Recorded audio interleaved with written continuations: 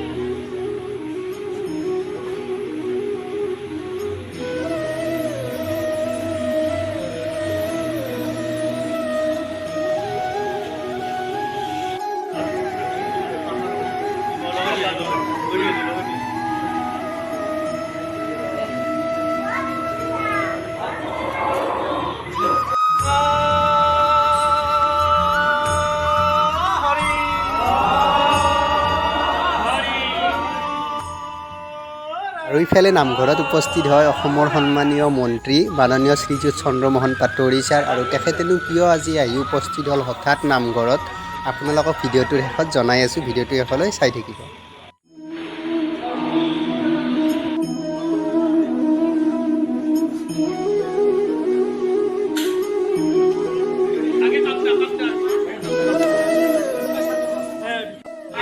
চাহ খাই লওঁ, চবেই চাহত বস্তু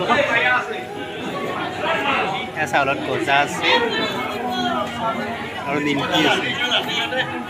চাহটো খাই লওঁ।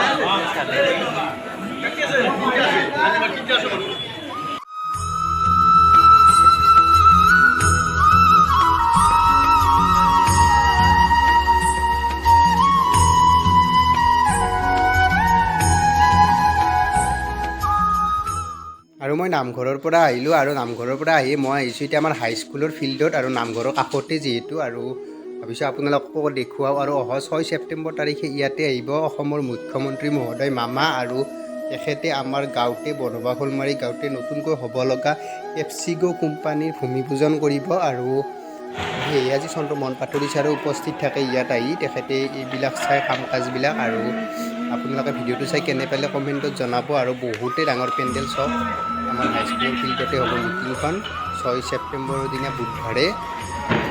এতিয়া আমি ঘৰত যাওঁ মই, আৰু আপোনালোকে ভিডিঅ'টো চাই কেনে পালে কমেণ্টত জনাব, আৰু শ্বেয়াৰ কৰি দিব, লাইক কৰিব, কমেণ্ট কৰিব। ভিডিঅ'টো ইয়াতে সামৰণি মাৰিছোঁ। ধন্যবাদ।